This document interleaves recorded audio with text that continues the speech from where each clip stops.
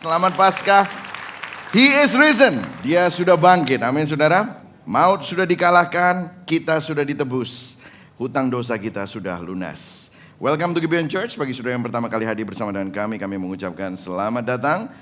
Thank you for coming. Dan juga teman-teman yang live streaming online, thank you for tuning in. Kita mempunyai hashtag bukan tempat untuk orang sempurna, tapi kita semua disempurnakan oleh kuasa Injil dan oleh kasih karunia Kristus. Nah saudara, di dalam hari kebangkitan ini saya akan memberikan judul dari khotbah saya, yaitu Justified because He lives. Kita dibenarkan karena Dia hidup. Dan kita akan membaca bersama-sama di dalam Roma 3, ya, kita masih ada di dalam kitab Roma ayat 21 sampai 28. Nah saudara, kenapa hari ini kita merayakan Paskah? Kalau Yesus sudah mati dan hanya mati saja, maka kita bisa bilang dia martir, saudara. Tetapi karena dia bangkit, maka ada sesuatu yang sudah diselesaikan. Karena dia bangkit, ada sesuatu sebagai orang yang percaya, kita sudah menerima sesuatu karena dia bangkit. Paskah memang tentang Yesus yang bangkit. Tetapi hari ini saya akan membahas kepada saudara, apa implikasi dari kebangkitan itu. Kalau saudara tidak paham bahwa kebangkitan itu means something, karena kebangkitan Kristus itu menjadi putusan hidup atas hidup kita. Apa yang diputuskan Tuhan atas hidup kita.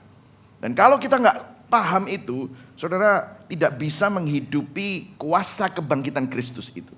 Nah itulah sebabnya kita akan membaca bersama-sama Roma 3 ayat 21 sampai ayat 28. Saya akan bacakan yang ganjil, saudara baca yang genap. Kita akan membaca yang bergantian.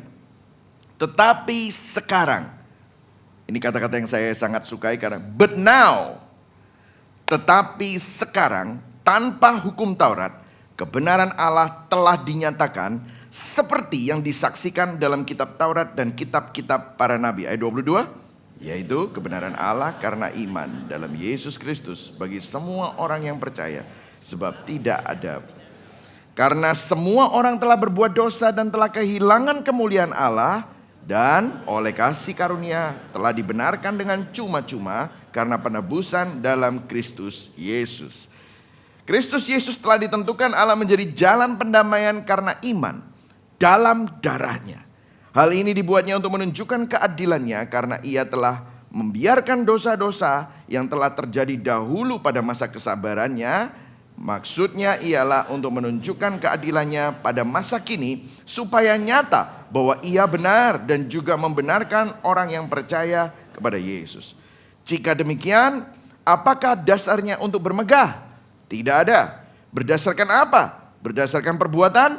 Tidak, melainkan berdasarkan iman. Ayat 28, karena kami yakin bahwa manusia dibenarkan karena iman, bukan karena ia melakukan hukum Taurat. Berbahagialah orang yang mendengar firman Tuhan, memelihara dalam hatinya dan melakukan dalam hidupnya. Nah saya hari ini gak akan memaparkan 3 itu, tetapi saya langsung masuk poin 1. Saudara gak tahu poin 2-nya apa dan poin 3-nya apa ya saudara ya. Agak berbeda sedikit. Tapi begini, kenapa saya langsung masuk begini? Saudara, kalau saudara baca perjanjian baru, terutama surat rasul-rasul, saudara akan banyak sekali mendengar kata-kata seperti ini. Dibenarkan. Kebenaran Allah. Kita dibenarkan. Pembenaran atas kita di dalam Kristus oleh iman. Nah saya pernah ditanyain orang begini saudara ya. Ini loh pertanyaannya. Kenapa sih kok kita perlu dibenarkan? Kenapa sih kok Alkitab itu penuh dengan kata-kata pembenaran, justification oleh Tuhan? Apa hubungan kebenaran Allah atas hidup kita dengan semua isu-isu serta pergumulan dan kehidupan kita? Saya tuh ditanyain orang, pastor kenapa sih kalau khotbah tentang gospel, tentang kasih karunia, Alkitab itu atau khotbah-khotbah gospel center itu selalu dibenarkan, kebenaran, pembenaran, saya butuh dibenarkan. Pastor, yang saya butuhkan bukan dibenarkan, yang saya butuhkan adalah transferan. Yang saya butuhkan bukan pembenaran, yang saya butuhkan adalah kesuksesan. Saya nggak butuh dibenarkan, saya butuh disembuhkan. Saya nggak butuh kebenaran Allah, yang saya butuhkan adalah kesuksesan. Saya butuh dibahagiakan.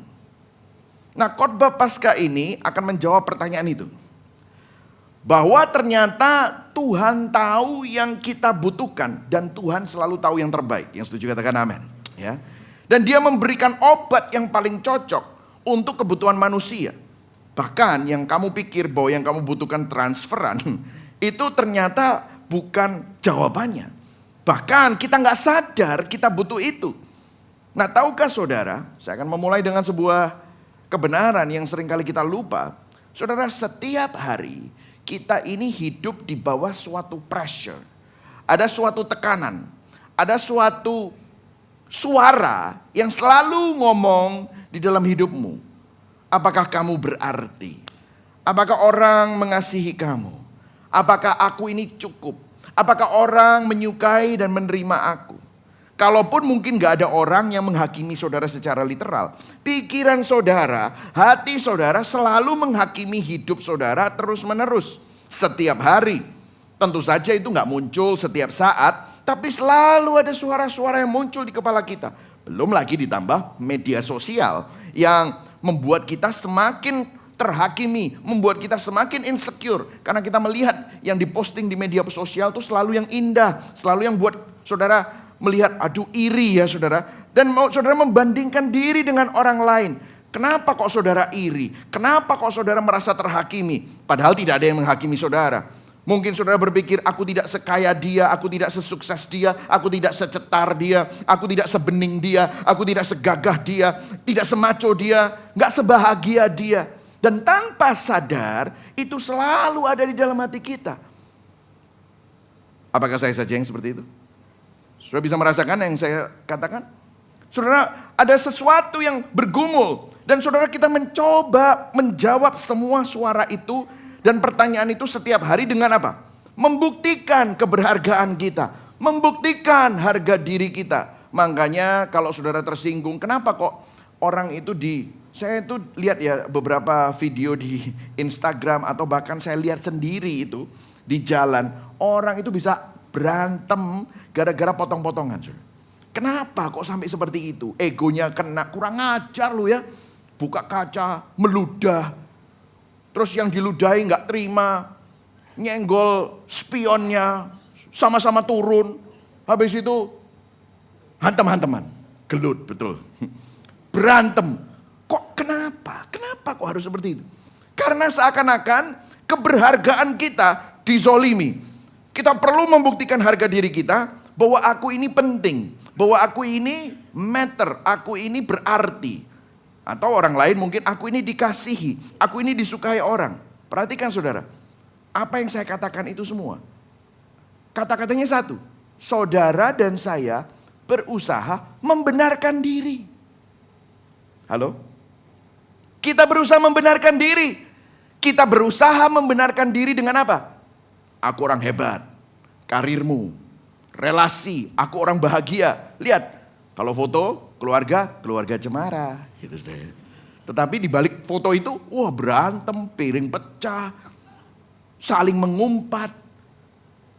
Pencapaian saudara, award kan selalu dipajang. Wah, nomor 1, produser, top produser atau apa? I don't know. Award saudara, uang saudara, jabatan saudara. Saudara, saya kasih beberapa contoh ya. Kalau karir dan pencapaian saudara pakai untuk membenarkan diri saudara di dunia kerja, saudara nggak akan hanya kerja untuk gaji atau uang, tapi untuk membuktikan sesuatu. Saat performamu bagus, kamu merasa bernilai, I am somebody. Saat saudara gagal, you felt terrible, you felt worthless. Kamu hancur. Kenapa? Karena sebenarnya kita sedang membenarkan diri dengan berkata begini, kalau aku berhasil berarti aku berharga. Betul saudara? Dalam relasi, kita ingin diterima, dihargai dan diakui. Kalau orang mengasihi kita, orang menghargai kita, kita merasa aman, kita happy, aku bahagia. Tapi kalau saudara diabaikan, saudara ditolak, saudara mungkin dikecewakan, saudara merasa tidak berharga, saudara sedih, saudara depresi. Kenapa? Karena kita sedang menjawab pembenaran diri kita. Kalau aku diterima berarti aku berarti. Kalau saudara berusaha membenarkan diri dengan image dan kehidupan sosial urban realitas kita ini yang ada di kota besar. Di media sosial, Mengapa kita menampilkan versi terbaik kita? Kita pilih foto yang terbaik, kita pilih caption yang membuat orang ingin terus melihat dan follow us. Kita bangun image, kenapa? Karena kita ingin orang melihat kita, aku baik-baik saja, hidupku berarti, hidupku bahagia, hidupku seru, gak kayak hidupmu. Bahkan kita berkata begitu. Karena jauh lebih dalam, kita sedang bertanya, apakah aku ini cukup? Kita sedang berusaha membenarkan diri kita. And waktu kita memakai semua ini, karir, relasi, media sosial, pencapaian, orang lain, suami, istri, anak-anak, kita sebenarnya sedang membangun righteousness. Kita sedang membangun kebenaran kita sendiri. We want to build our own righteousness. Kita ingin membangun kebenaran kita sendiri. Kita terus mencoba, tapi tidak pernah nyampe untuk puas.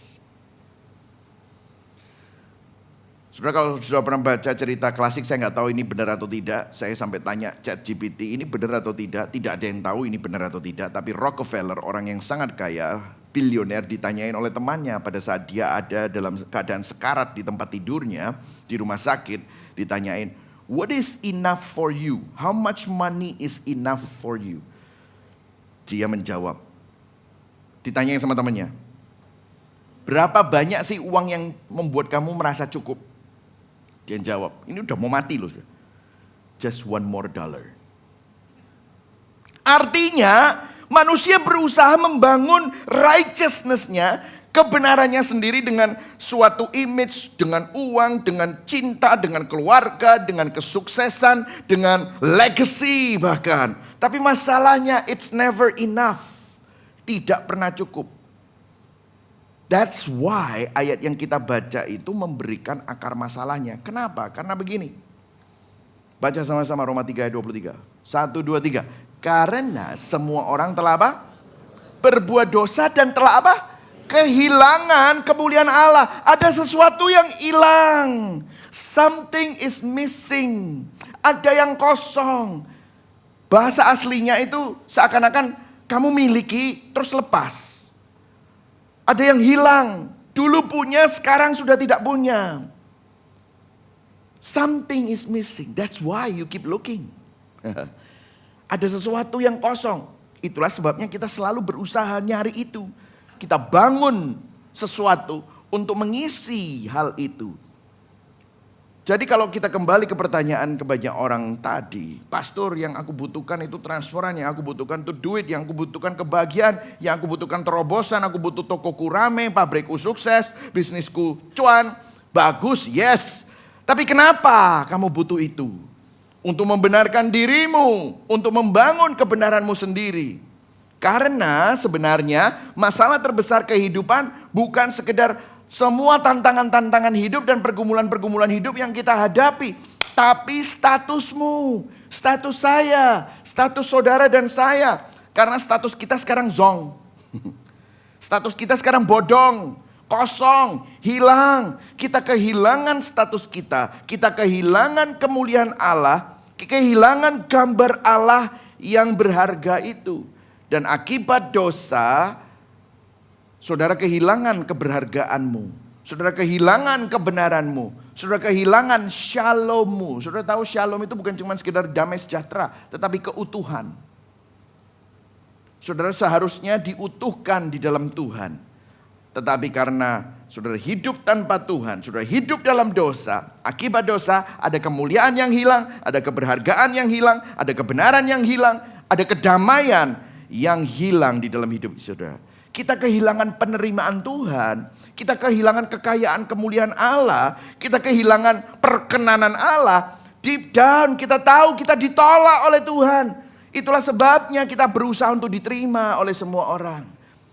Deep down kita tahu kita miskin secara rohani karena kita kehilangan kekayaan kemuliaan Allah. That's why we try to be rich di dunia ini. Kita kehilangan perkenanan Allah. Deep down kita rasa ada yang tidak berkenan di dalam hidupku. Makanya saudara berusaha untuk menutupinya dengan sebuah image. Kita nggak layak berdiri di hadapan Allah. Kita berusaha melayakkan diri kita di hadapan manusia. Itulah sebabnya manusia pertama kali waktu jatuh dalam dosa, apa yang Adam dan Hawa lakukan? Bersembunyi. Ada rasa malu, shame. Itulah sebabnya Roma 3 ayat 10, tidak ada yang benar. Tidak ada seorang pun yang benar, tidak seorang pun tidak. Artinya tidak ada yang cukup benar di hadapan Tuhan. Bahkan kalau kita dinilai oleh standar kita sendiri, saya udah pernah khotbahkan ini 2 minggu yang lalu. Tuhan menilai kita dengan standar kita sendiri, kita gagal. Gak ada yang bisa berdiri. Halo, saudara mulai ngerti? Jadi rupanya yang saudara butuhkan bukan transferan saja. Tidak apa-apa boleh ditransfer ya saudara ya. Ya, tetap istri sama suami boleh saling mentransfer. Nanti jangan pakai ini ya. Katanya pastor kamu gak butuh transferan. Bukan itu loh ya. Tetapi kenapanya itu tadi loh.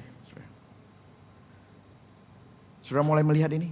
Oh, ternyata apa yang aku cari selama ini lebih dalam ya daripada yang aku pikir. Exactly. Dan Tuhan tahu, makanya Tuhan kasih itu. Nah, sebelum saya menjawab lebih dalam lagi, saya kasih kebenaran lagi. Kita masuk poin yang kedua. Apa maksudnya dibenarkan atau pembenaran atau justification? Nah, tadi kita sudah di awal pembacaan kita di ayat 21, saya sempat tekankan kata-kata ini, ayat 21. But now, tetapi sekarang. Wah, kenapa? Kok Rasul Paulus itu seakan-akan membawa sebuah chapter baru. Tetapi sekarang, karena dia sudah mendeskripsikan bagaimana destruktifnya dosa itu. Bagaimana mengerikannya akibat dosa itu. Dia mendeskripsikan ternyata orang baik dan orang religius, orang yang beragama, sama orang-orang yang pagan, orang-orang yang menyimpang seksual, orang-orang yang berdosa penuh dengan hawa nafsu itu sama saja. Tetapi setelah dia membicarakannya itu selama 3 pasal, di akhir pasal yang ketiga, dia katakan, tetapi sekarang, oh ada sebuah jalan baru. Oh ada perubahan terbesar dalam sejarah manusia. But now, you don't have to live like that anymore. Kamu tidak perlu hidup seperti itu lagi. Dan apa lanjutannya? Tetapi sekarang, wah dia katakan, tanpa hukum Taurat. Tanpa kamu harus bersyarat untuk memenuhi hukum Taurat, untuk diperkenan Allah, untuk mendapatkan berkat Allah, untuk mendapatkan kebenaran Allah yang kamu cari-cari itu. Kebenaran Allah telah dinyatakan. Kebenaran yang kamu cari-cari itu dinyatakan. Bahasa aslinya dimanifestasikan. Bahasa aslinya diekspresikan. God's righteousness, kebenaran Allah itu bukan dari kita, bukan dari hasil usaha kita, tapi dari Tuhan sendiri diberikan kepada kita. Wah, bukan karena kamu mampu beli. Apakah kita perlu beli? Kita perlu usaha? No. Itu bukan hasil usahamu. Itu bukan dari apa yang kamu lakukan dan tidak lakukan, tetapi dari Tuhan sendiri. Dan ayat 24-nya dikatakan, ayo baca sama-sama. 1, 2, 3. Dan oleh kasih karunia telah dibenarkan dengan cuma-cuma karena penebusan dalam Kristus Yesus. Berikan tepuk tangan. Karena ini adalah sebuah jalan baru. It's a gift. Sebuah pemberian. It's a gift dari Tuhan. Saudara, bukan kita yang mengusahakan kebenaran itu. Namun kita menerima kebenaran Allah itu dari Tuhan. We receive the righteousness of God. Wow, saudara dan saya menerima kebenaran Allah itu. Tapi ada masalah besar, saudara. Bagaimana Allah bisa tetap adil dan tetap tidak bisa dipertanyakan karena dia adalah maha adil, justice-nya. Tapi tetap bisa memberikan kebenaran itu dan mengampuni semua dosa kita. Nah coba saudara bayangkan begini saudara. Kalau Anda seorang hakim, lalu ada orang bersalah, jelas bersalah ya.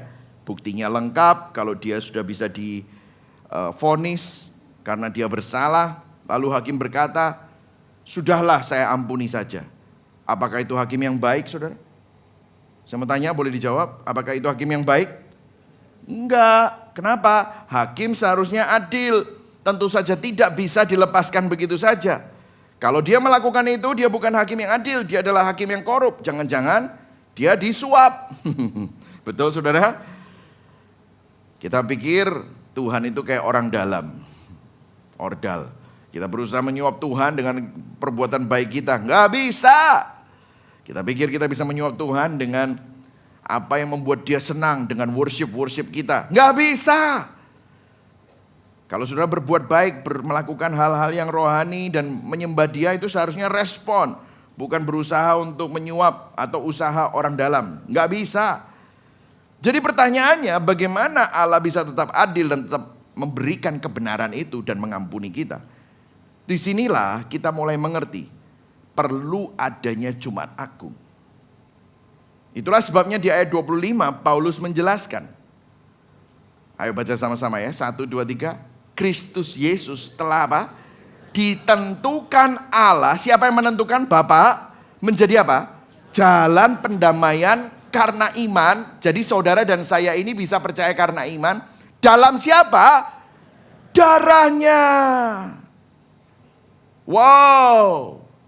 Terus kemudian titik. Hal ini, ayo baca sama-sama. 1, 2, 3. Hal ini dibuatnya untuk apa?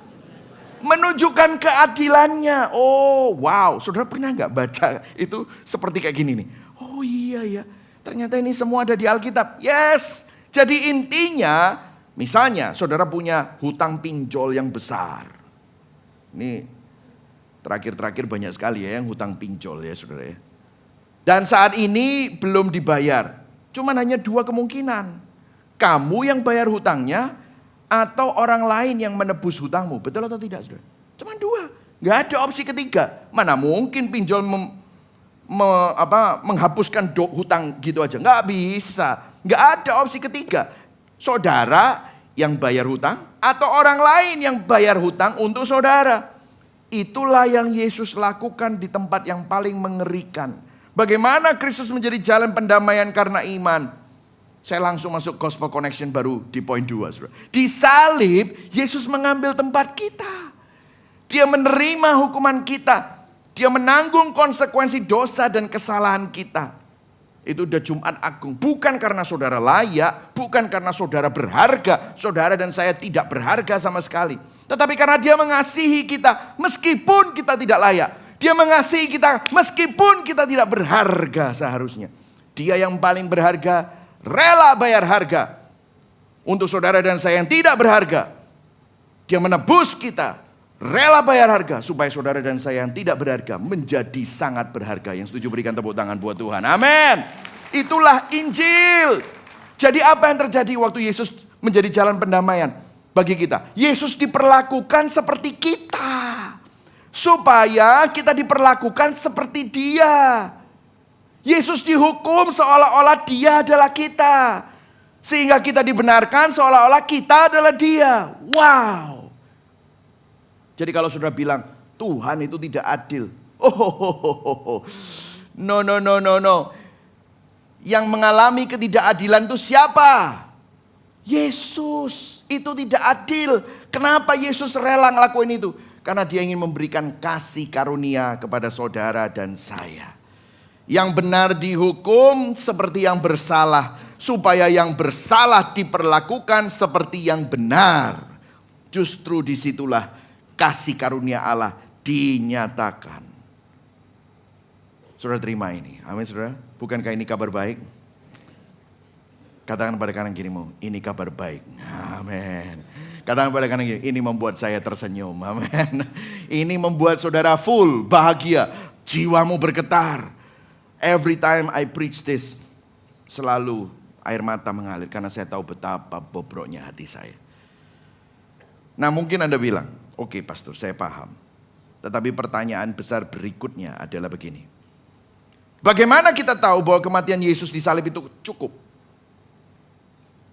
Bagaimana kita bisa tahu bahwa hutang dosa kita benar-benar sudah lunas dibayar? Kan dulu ada bondnya.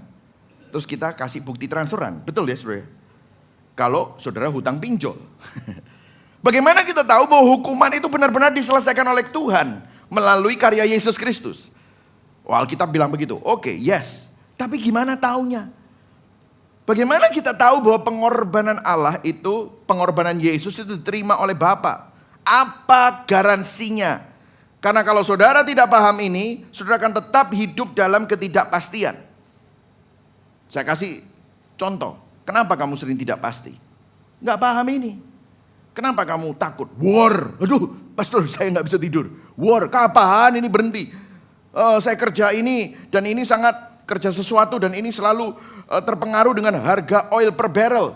Minyak per barrel. Aduh, membuat saya nggak bisa tidur. Oh, lihat harga dolar yang terus meroket. Ya ini sekarang terus ditahan oleh BI. Tetapi sampai kapan BI bisa seperti ini? Karena harus membiayai banyak hal. Aduh, saya nggak bisa tidur. Kenapa kamu nggak pasti? Karena kamu nggak paham tentang hal ini. Halo? Petunjuknya ada di Roma 4 ayat 25. Kita tidak baca tadi, tapi kita bacakan Roma 4. Tadi kita cuma sampai ayat 28 saja. Tetapi gini, Roma 4 ayat 25 berkata begini. Yesus yang telah diserahkan karena pelanggaran kita. Dan hari ini saudara, ayo baca sama-sama. 1, 2, 3. Dibangkitkan untuk apa? Pembenaran kita. Wow, saudara tahu apa yang terjadi di Jumat Agung? Yesus mati. Dan saudara tahu iblis berpikir dia menang. Waktu Jumat Agung itu, wah, Jumat Agung itu memang hari yang sangat-sangat berduka. Karena apa? Orang-orang yang mengharapkan bahwa Yesus akan mengalahkan tirani Romawi. Yesus akan menjadi raja yang akan membuat mujizat. 5 roti 2 ikan aja bisa memberikan makan 5.000 orang laki-laki dan anak-anaknya dan istrinya. Wah, dia sudah langsung makanan bergizi gratis ini bisa dilakukan untuk semua orang Yahudi. Wah, luar biasa ini. Nggak pakai budget yang besar gitu. Waduh, orang buta melihat, orang lumpuh berjalan. Lah ini kok mati? Semuanya kecewa, semuanya sedih, murid-muridnya takut, mereka semua lari meninggalkan Yesus. Sudah pernah digituin? Sudah pernah merasakan itu semua? Ketidakpastian, difitnah, sudah ada di dalam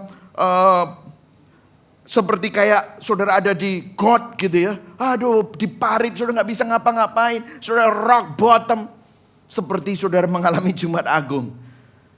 Wait, itu hari Jumat saudara. Puji Tuhan gak cuman hanya hari Jumat. Ada hari Sabtu dan kemudian ada hari Minggu. Wah, iblis keteteran. Karena rupanya Yesus bangkit saudara. Yesus bangkit. Kebangkitan Yesus di hari Paskah adalah bukti. Katakan sama-sama bukti. Bukti. Deklarasi bahwa hutang sudah lunas, kasusnya sudah selesai, kita sudah dibenarkan. Yang percaya berikan tepuk tangan buat Tuhan. Amin. Hutangnya udah lunas, kasusnya udah lunas, kita sudah dibenarkan. Bayangkan saudara transfer uang, saudara transfer 1 miliar, belum tahu apakah uang itu sudah diterima atau belum, sudah masuk atau belum. Saudara perlu bukti. Bukti itu adalah nota. Nah, kebangkitan adalah risit, bukti, nota, tanda bahwa pembayaran sudah diterima. Hutang sudah lunas. Kasus kita sudah selesai. Kita sudah dibenarkan. Kenapa saya pakai kata kasus? Karena semua yang disampaikan oleh Rasul Paulus, bahasa-bahasa yang dipakai di Roma 3 ini, dia memakai bahasa pengadilan. Saya kasih ilustrasi. Bayangkan saudara berdiri di pengadilan, semua bukti sudah dibuka, semua kesalahan saudara ditampilkan, gak ada yang disembunyikan. Dan saudara tahu saudara bersalah. Dan hakim melihatmu, dan dia berkata, guilty, bersalah. Itu adil. Tapi sekarang bayangkan ini, hakimnya turun dari kursi pengadilan, dia buka jubahnya, dia datang kepada saudara. Dan dia berkata, aku yang akan menjalani penghukuman itu. Dan gak cuman hanya ngomong, dia menjalani hukuman itu. Dihukum mati. Oke, 2 hari kemudian apa yang terjadi? Dia bangkit, dia jalani hukuman itu, tapi dia menjalaninya dan dia mati sampai sepenuhnya. Tetapi dia setelah menanggung hukuman itu, dia bangkit. Dia menerima hukuman itu, tapi dia menang atas hukuman itu. Dia kembali lagi ke kursi hakim dan dia berkata, tidak bersalah. Kenapa? Masih ingat tadi? Kalau sudah punya pinjol, either saudara yang bayar atau orang lain yang bayar. Orang lain yang menebus hutangmu. Siapa yang menebus hutang kita? Tuhan sendiri, Yesus. Artinya, vonis putusan pengadilan sudah dikeluarkan. Dari apa? From guilty to not guilty. Dari bersalah jadi tidak bersalah. Why? Kok bisa? Karena hukumanmu sudah dijalankan oleh orang lain. Bukan karena kamu gak bersalah loh. Kamu tetap bersalah. Tetapi orang sudah menggantikan kebersalahanmu. Yang punya upah itu. Upah dosa adalah maut. Siapa yang menjalani maut buat saudara dan saya? Yesus. Itulah Injil. Itu yang terjadi di salib. Dan Paskah, hari kebangkitan adalah bukti di mana Allah mengumumkan itu secara publik. Keputusan itu sah, keputusan itu final. Putusannya sudah dikeluarkan. Jika putusan itu final, maka tidak bisa diganggu gugat. Yang setuju katakan amin. Pasti, katakan sama-sama apa? Pasti. Katakan sama-sama, tidak bisa diganggu gugat, tidak bisa diganggu gugat. Yang setuju katakan amin yang paling keras. Amin.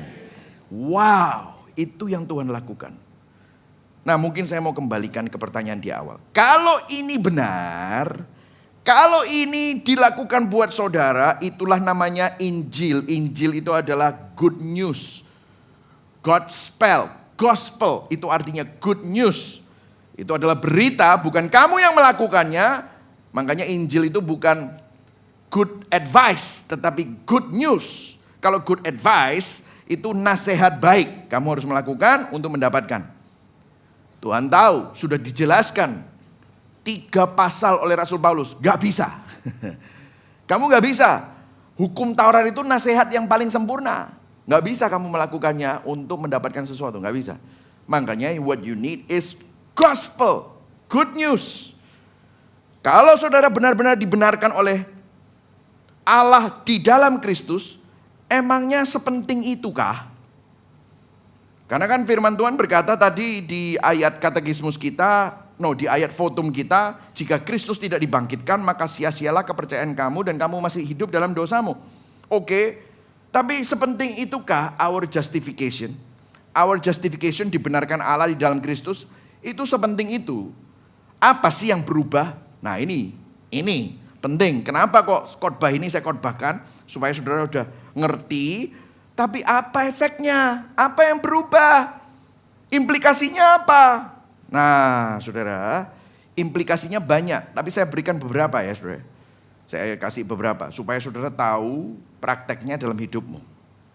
Yang pertama, kita tidak perlu lagi membuktikan diri. Yang setuju katakan amin. Kita tidak perlu membenarkan diri sendiri tadi itu loh yang saya ceritakan. Sebelum Injil, sebelum kita paham justification, kita kerja mati-matian, kita sangat takut gagal. Lo boleh kerja mati-matian, tapi untuk apa? Kita sangat takut gagal, kita butuh validasi. Kenapa? Karena kita masih berusaha mencoba untuk mendapatkan yang hilang tadi. Kita masih cari putusan pengadilan. Betul nggak? Pengadilannya siapa? Yang mengadili ya dirimu. Karena dirimu ada di bawah dosa dan orang lain. Nah, kita selalu berpikir nggak cukup. Banyak orang Kristen masih hidup seperti ini. Padahal putusannya sudah keluar. Halo? Katakan pada kanan kirimu, bro, putusannya wis metu. Sudah keluar. Halo, amin saudara ya. Sudah keluar. Kamu jangan cari putusan lagi. Putusannya sudah keluar. Banyak orang Kristen masih hidup seolah-olah dia masih harus membenarkan dirinya dan membuktikan dirinya. Saya berdoa saudara sudah sadar ini, sudah perlu renungkan ini. Nanti saya akan tunjukkan di poin yang ketiga. Gimana caranya menerima ini. Tapi yang pertama saya tunjukkan implikasinya. Kamu gak perlu membenarkan diri lagi. Katakan sama-sama, saya tidak perlu membenarkan diri lagi. Saya tidak perlu membenarkan diri lagi. Yang kedua, kita tidak perlu lagi resah dalam identitas kita. Yang setuju katakan amin. Ya. Karena apa? Dunia berkata identitasmu adalah apa yang kamu capai. Asetmu, omsetmu, ya, prestasimu, jabatanmu, keluargamu, latar belakangmu, ya, historimu. Tapi Injil berkata apa? Identitasmu adalah apa yang telah Kristus selesaikan bagimu. Putusannya sudah keluar. Bukan performa saudara, tetapi karya Kristus, performa Kristus. Saudara begini, kalau identitas saudara di karir, saudara akan selalu takut gagal. Kalau identitasmu di uang, kamu akan selalu takut miskin, takut kehilangan. Kalau identitasmu di penerimaan manusia, kamu akan selalu takut ditolak. Lihat semua itu. Kristus jadi miskin dalam kekayaannya. Paling kaya, dia jadi miskin. Buat kita, supaya kita yang miskin diperkaya di dalam dia. Saudara tadi dibilang takut gagal. Kristus kelihatannya gagal di atas kayu salib untuk saudara. Supaya apa? Supaya kegagalanmu ditanggung oleh dia. Supaya apa? Kamu menerima kemenangan di dalam dia. Kristus ditolak meskipun dia adalah seseorang pribadi yang paling diterima oleh Bapa. Yesus ditolak. Seakan-akan dia ditinggalkan. Untuk siapa? Saudara dan saya yang seharusnya ditolak supaya kita bisa diterima. Lah kenapa kita masih cari penerimaan? Kenapa kok kita masih cari kekayaan yang fana? Kenapa kok kita takut gagal? Roma 8 berkata kamu lebih dari pemenang. Karena yang menang bukan kamu, bukan kita. Siapa? Yesus. Kalau identitas saudara ada di dalam Kristus, kita tidak lagi hidup untuk membuktikan diri. Kita tidak lagi hidup dari identitas yang berusaha saudara dapatkan, tetapi kita hidup dari identitas yang sudah diberikan. Your identity is not achieved, but is received. Saudara terima itu di dalam Kristus. Dan yang ketiga, saudara bisa tetap aman. Paskah datang dengan kabar yang berbeda. Di tengah dunia di mana ekonomi tidak pasti, geopolitik keadaan dunia tidak stabil, masa depan tidak jelas. Injil berkata ada suatu keamanan yang tidak terguncang. Keamanannya di mana? Bukan di ekonomi, bukan di pasar, bukan di pemerintah, bukan di kondisi dunia, tetapi di dalam Kristus. Karena kalau Yesus benar-benar mati dan bangkit untukmu, benar-benar mati dan bangkit untuk saudara, maka status saudara di hadapan Allah pasti tidak bisa diguncang oleh apapun. Dunia bisa tidak aman, tapi saudara dan saya tetap aman. Berikan tepuk tangan buat Tuhan. Amin, saudara. Saudara dan saya tetap aman dari mana? Bukan keadaannya yang aman atau keadaanmu yang stabil. Karena status saudara gak bisa digoncangkan. Putusan Allah atas hidupmu final. Jadi keamananmu tidak tergoncang bukan di dunia ini, tetapi di dalam Kristus. In Christ. Katakan sama-sama, saya di dalam Kristus. Saudara bisa tetap aman bukan karena dunianya stabil, tetapi karena saudara ada di tempat teraman. Di mana itu? Di dalam Kristus. Gak ada lagi yang bisa menggoyahkan saudara. Yang setuju katakan amin. Wow. Saudara bergetar, saudara bisa, wow, what a wonderful news. Yes, it's great news. Nah pertanyaannya begini kan, saya tahu saudara sudah tahu jawabannya, tapi saya akan jelaskan kepada saudara supaya saudara nggak salah kaprah. Bagaimana kita menerima pembenaran itu? Bagaimana kita menerima justification itu? Well, semuanya sudah jelas. Oleh iman, that's right. Roma 3 ayat 22a, ayo baca sama-sama. 1, 2, 3. Pembenaran oleh Allah melalui apa? Iman kepada siapa? Dalam Yesus Kristus bagi semua orang yang percaya. Yes, saudara dan saya dibenarkan secara cuma-cuma oleh iman. Artinya apa? Percaya kepada karya Kristus melalui darahnya. Nah saudara, saya mau katakan ini penting sekali. Anda harus benar-benar memahami ini sampai Anda bisa menikmatinya. Saudara harus paham sampai saudara bisa apa? Menikmatinya. Katakan sama-sama, saya perlu bisa menikmati ini. Ayo, 1, 2, 3. Saya perlu bisa menikmati ini. Karena begini, di satu sisi ini jauh lebih besar daripada sekedar dosamu diampuni. Tapi ini juga lebih dari sekedar, banyak orang gini, aku beriman, habis itu aku berusaha jadi orang Kristen yang baik. No, bukan itu. Kalau sudah nggak paham ini, kayaknya saudara itu ada di sebuah pesta besar, makanannya enak-enak, saudara sudah ambil, tapi saudara nggak, itu makanan prasmanan yang nggak ada mejanya itu, saudara kan nggak enak kan makanya. Terus sudah gitu piringnya piring kertas lagi. Waduh, gimana caranya? Ada sate, ada ayam goreng, saudara pakai jas-jasan, pakai gaun. Terus ini mau ditaruh di mana ya makannya gitu. Saudara punya sesuatu yang indah, saudara punya makanan yang enak, saudara punya kebenaran yang luar biasa indah, tapi saudara nggak bisa menikmati. Kenapa? Saudara nggak tahu caranya rest. Saudara nggak tahu caranya beriman dengan benar itu seperti apa. Nah, saya sudah melihat ini bertahun-tahun. Orang datang dan pergi dari gereja, masuk keluar ke gereja. Banyak orang gagal paham. Apa artinya dibenarkan secara cuma-cuma oleh iman. Banyak yang hanya ngerti gini, diampuni dosanya, habis itu apa? Berusaha jadi orang Kristen yang baik. Betul atau enggak? Biasanya kan gini, wah nangis-nangis pada waktu altar call. Waktu KKR, waduh Tuhan, terus Tuhan tuh baik ya, aduh Tuhan tuh baik, saya ini berdosa gitu kan, waduh hancur hatinya. Tapi begitu selesai itu, saudara Senin, saudara berusaha untuk jadi orang baik lagi. Memang gak nakal, sudah bertobat, tapi saudara berusaha dengan caramu untuk mendapatkan kebenaran itu lagi. Banyak orang Kristen pikir gini, kalau saya mengaku dosa, Tuhan mengampuni saya. Yesus mati di salib, jadi saya diampuni. Sekarang saya sudah diampuni, saya harus hidup lebih baik. Loh, kelihatannya, bukannya gitu pastor. Itu cara kebanyakan orang berpikir. Tapi bukan itu yang dimaksudkan oleh Paulus. Akibatnya, mereka masuk ke gereja, lalu apa yang terjadi? Aduh, aku kok gagal ya. Aduh, aku kok gagal. Berkali-kali orang datang kepada saya. Pastor, saya malu karena apa? Saya jatuh dalam dosa yang sama terus-menerus. Akhirnya apa? Setiap kali saya ke gereja, saya selalu tertuduh.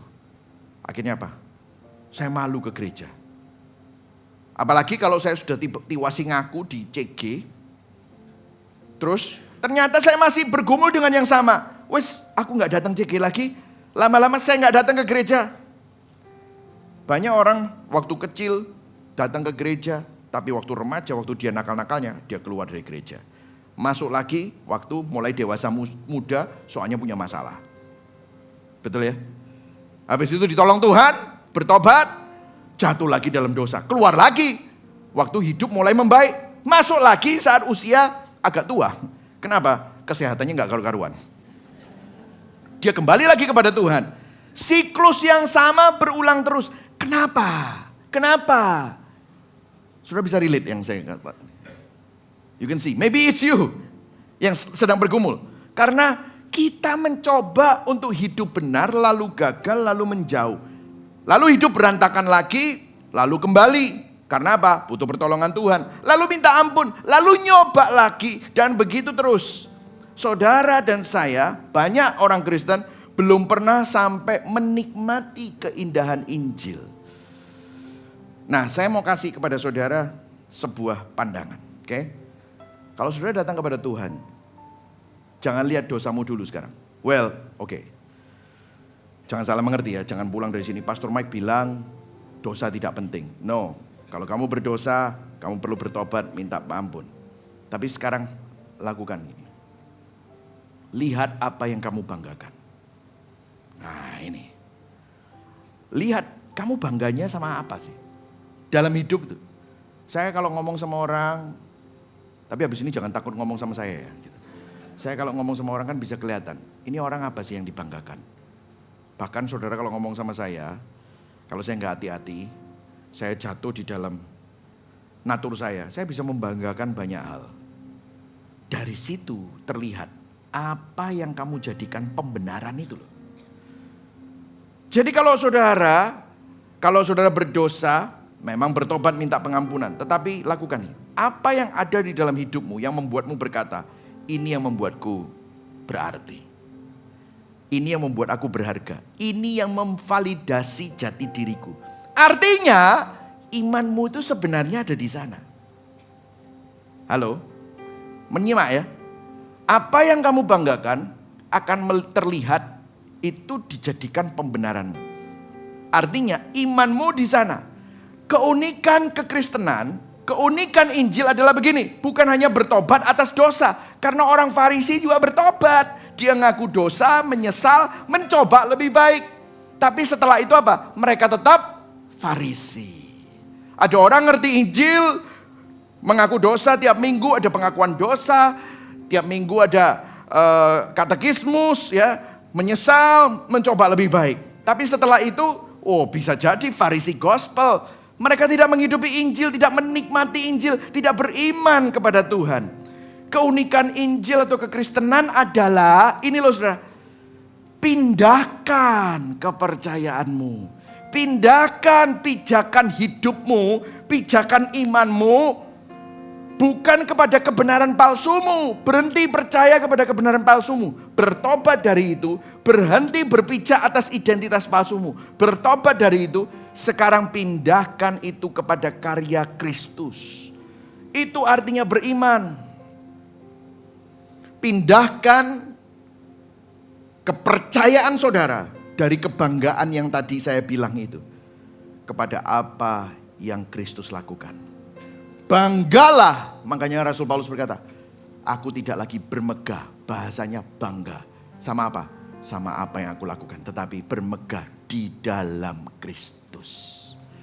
Banggalah sama apa yang Kristus lakukan, saudara. Saya kasih ilustrasi ya, saya pernah baca sebuah artikel seorang petani di Connecticut di abad 18 namanya Nathan Cole. Menceritakan bagaimana dia bertobat. Dia mendengar khotbah dari George Whitefield. Dan dia berkata, ketika saya mendengar dia berkhotbah Injil. Waktu saya mendengar tentang khotbah justification. Waktu saya mendengar khotbah Yesus disalib, mati. Pada hari ketiga dia dibangkitkan untuk pembenaran saya. Hati saya terenyuh. Fondasi lama hidupku hancur. Aku sadar bahwa kebenaranku berdiri. Aku berdiri di atas kebenaranku sendiri. Dan kebenaranku ini tidak bisa menyelamatkan diriku. Di momen itu sesuatu terjadi. Perhatikan, dia bukan mencoba untuk lebih baik. Terus gagal, terus minta ampun, mencoba lagi. Tidak, fondasi lamanya dihancurkan. Kebanggaan lamamu perlu dihancurkan. Dia memindahkan fondasinya, pijakan kakinya kepada karya Kristus. Yang setuju katakan amin. Saya ingin tutup dengan sebuah kesaksian. Seseorang pernah datang kepada saya setelah khotbah dan cerita. Beberapa tahun lalu, pastor, waktu saya datang di tempat ibadah, salah satu kebaktian di mana saya memberitakan Injil. Dia pertama kali percaya Kristus, lahir baru. Dia sadar selama ini identitas pembenarannya ada di performanya. Melalui Injil dia memindahkan kepercayaannya dari dirinya, pencapaiannya, kekayaannya dipindahkan kepada Kristus. Dan hidupnya berubah drastis. Nah, ini bagian yang paling menohok yang menjadi kesaksiannya dia. Lalu dia berkata, tahun ini pastor, saya kehilangan uang dalam jumlah yang sangat besar. Dia kerja di bagian keuangan, banyak orang juga mengalami hal yang sama. Dan dia berkata, saya hampir kehilangan semuanya. Lalu dia berkata sesuatu yang sangat mengejutkan. Tapi pastor, saya belum pernah merasa sebahagia ini dalam hidup saya. Kenapa? Karena dulu uang adalah pembenaran saya. Uang adalah cara saya untuk membuktikan harga diri saya. Tapi sekarang pastor, uang hanyalah uang. Dia berkata kalau krisis ini terjadi 4 tahun yang lalu, saya udah pasti mau bunuh diri. Saya udah pasti minum minuman keras, pil-pil yang saya cari dulu di muda, narkoba itu pasti saya akan konsumsi lagi. Saya pasti akan menghancurkan diri saya. Tetapi kali ini saya bisa punya shalom. Wah, saya baru ngerti shalom itu pada waktu itu saya khotbah tentang shalom. Shalom itu diutuhkan. Benar pastor, saya merasa utuh, saya merasa bahagia, saya merasa sukacita. Nah pertanyaan saya begini, apa yang berubah? Yang berubah adalah dulu dia berdiri di atas uang, pijakannya, fondasinya. Sekarang dia berdiri dan dia bangga bukan pada uangnya, pada kekayaannya, pada omsetnya dan pada asetnya. Tetapi dia berpijak akan karya Kristus. Dia bangga sama Kristus. Dan dia berani berkata, aku utuh. Saudara, bagaimana dengan kita? Di manakah pijakan hidupmu, imanmu? Kepada siapa atau apa hatimu bersandar? Saudara harus berani ngaku jujur. Siapa atau siapa yang menjadi pijakan hidupmu? Karena di situ imanmu. Saudara bisa ke gereja, saudara bisa katekismus beberapa kali, bertobat kelihatannya. Tetapi saudara, kalau saudara tidak pernah memindahkan percayamu, pijakanmu. Selama pijakan saudara pada hal-hal yang fana, karir, uang, pencapaian, manusia, anak, istri, suami, sahabat, itu jadi pembenaranmu, saudara akan rapuh. Mengapa hati kita masih sering tidak tenang? Karena banyak dari kita sudah percaya Injil di kepala. Tapi hati kita sering khawatir, sering takut, masih simpan kemarahan, masih simpan insecurity. Why? Karena sesuatu selain Kristus masih jadi pembenaran kita. Saya berdoa hari ini menjadi perenungan kita. Seperti kata Rasul Paulus, tapi sekarang benar. Kebenaran sempurna telah dinyatakan. Bukan dari performamu, bukan dari melakukan hukum, tapi sang kebenaran itu datang menghampirimu. Sang kebenaran itu berkorban menggantikanmu. Sang kebenaran itu memberikan kebenarannya kepadamu. Berikan tepuk tangan buat Tuhan. Amin, saudara. Sehingga saudara tidak perlu membuktikan diri lagi. Fondasimu ada di Kristus. Saudara sudah diterima. Saudara sudah dibenarkan. Bukan karena kamu baik, tetapi karena Dia hidup. Itulah pesan Paskah. Kebangkitan Kristus membuktikan bahwa Tuhan setia. Dia dapat dipercaya. Amin, saudara. Paskah mengubah segalanya. Statusmu berubah, identitasmu berubah, masa depanmu berubah. Amin. Jadi reflektifnya, saudara. Apa yang saudara pakai untuk membenarkan dirimu? Saya mau bawa lebih dalam. Selama ini kamu membenarkan dirimu pakai itu, apakah itu bikin kamu semakin damai? Atau semakin cemas? Kalau saudara nggak sadar ini, saudara kan terus elus-elus itu yang saudara pikir membenarkan dirimu. Tapi itu sebenarnya adalah seperti ular yang siap memakanmu. Membuat hatimu kelihatannya sebentar nyaman, tetapi sebenarnya membinasakan. Jika Yesus benar-benar sudah menanggung hukuman dan membenarkan saudara, kenapa saudara masih hidup seolah-olah saudara harus membuktikan diri terus-menerus? Nah, ini yang ketiga, kenapa kamu begitu? Karena apakah imanmu sungguh-sungguh berpijak pada Kristus? Atau masih diam-diam bersandar pada sesuatu yang rapuh dan fana? Hari ini kita sama-sama memandang kepada karya kebangkitan. Karena itu adalah bukti bahwa Dia sudah dipercaya. Dah, jangan pijakkan kakimu pada hal-hal yang fana itu. Sekarang pindahkan, bertobat dari itu, pindahkan. Pijakkan kakimu, percayamu, fondasi hidupmu pada Kristus. Banggalah sama Dia. Amin. Mari sama-sama kita bangkit berdiri. Kita akan naikkan lagu yang terakhir, kita naikkan Christ is our hope in life and death. Sambil musisi menyiapkan diri. Orang berinjil, katakan sama-sama, saya orang berinjil. Semakin sadar dirinya gak layak, namun semakin yakin bahwa dia dikasihi, dia diterima seutuhnya. Di mana? Di dalam Kristus. Katakan sama-sama, saya di dalam Kristus. Orang berinjil tidak lagi cari pembenaran dengan membuktikan diri. Kenapa? Karena sudah dibenarkan di mana? Di dalam Kristus. Orang berinjil hatinya bersandar kepada Kristus sehingga tetap aman dalam menghadapi dunia yang tidak selalu aman. Berikan tepuk tangan buat Tuhan sekali lagi. Amin. Mari sama-sama nyanyikan lagu ini.